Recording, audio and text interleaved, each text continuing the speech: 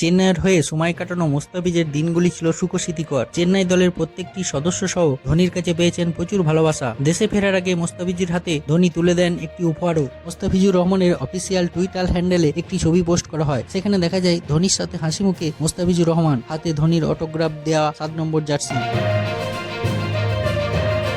বিদায় নেওয়ার আগে অটোগ্রাফ দেওয়া ভালোবাসা মাখানো জার্সিটি ধোনি উপহার দেন মুস্তাফিজুর রহমানকে। যে উপহার পাওয়ার জন্য কোটি কোটি ক্রিকেট ভক্ত থেকে শুরু করে অনেক ক্রিকেটারের স্বপ্ন থাকে তাদের সংগ্রহে ধোনি সই করা জার্সিটি রাখা।